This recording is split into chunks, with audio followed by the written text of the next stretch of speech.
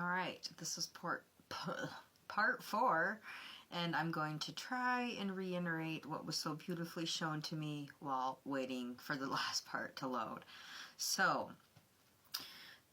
with possession, we need to look at the psychology, of humans to begin with. We need to look at the different sides of not only, psychology or scientifically speaking,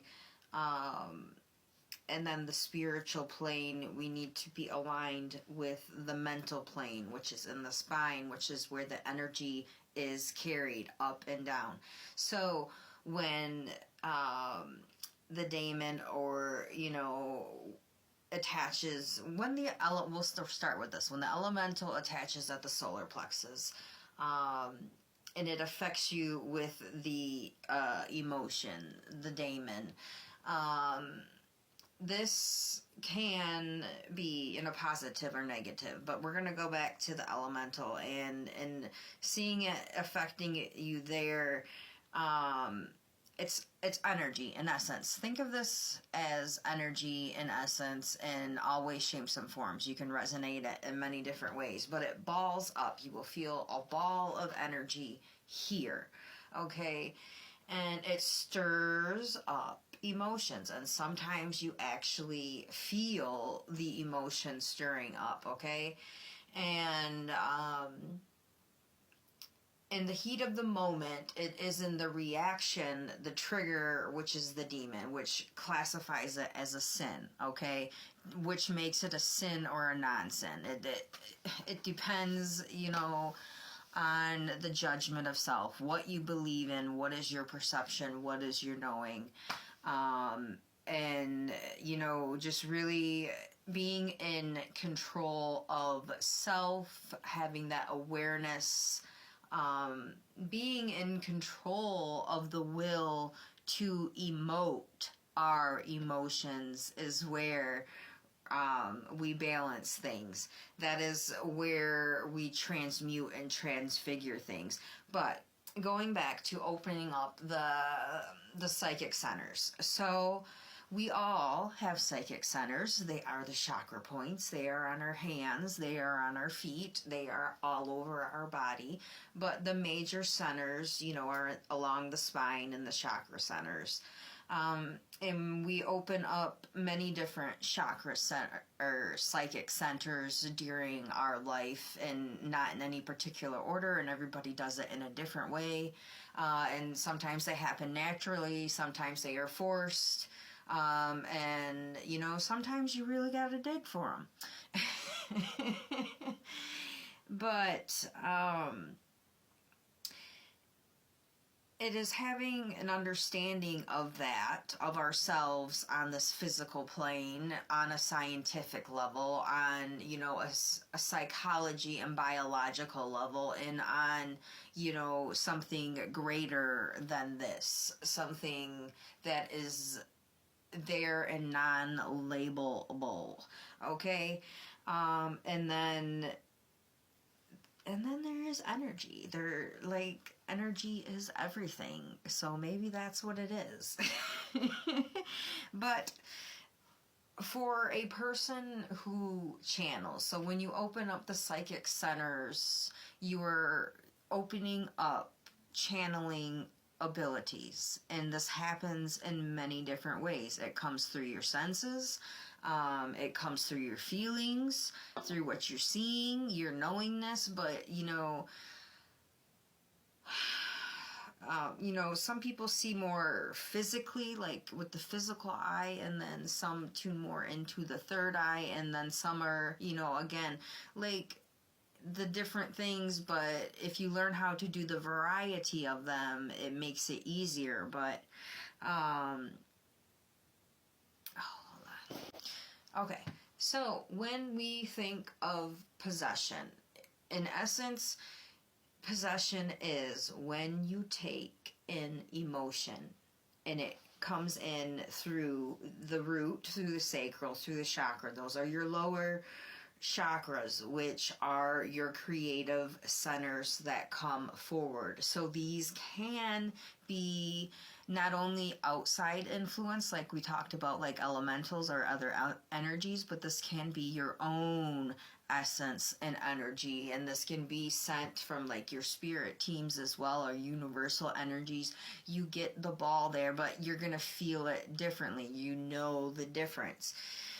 You're learning, like going through the process, and you have to form your own line of communication with your body, and the energies. And again, if no one shows you how to do this, it takes form of mental illness or, many other different ailments like possession, where they do exorcism in like the Catholic Church, like those type of things. But so again, you're getting that emotion, and they're positive and they're negative, which I'll go through the emotions. You have the 7 like deadly sins. Those are your principal, those are your big emotions. And then there's like several subsidies that go from those. And then there's the virtues, and there's several subsidies that go from those. And it's like on both sides, and you learn from both sides. You don't necessarily have to go this way, which most people don't get, but you can observe from that way in some way, shape, or form. Take what you need and leave what you don't. But with possession, it's taking in an energy as well. It's taking in a healing vibration. It doesn't necessarily have to be bad, and you can channel spirit. A lot of us channel spirit, and it can come through, or like as mediumship, however you want to look at it. And some people, every channeler is different. So some may be more full frontal. They're gonna be, notice it's more of a bigger notice, because it's like a full possession basically, but they basically allow the spirit to communicate, and it can be a good one. When you're in that right balanced state, you should have good spirit coming through, and if you're willing to be that channel, you can do that safely, to give, messages and healing where it needs to go. And then there are more stubble channelers, or less direct. Again, depending on the different energies coming in and who the person is.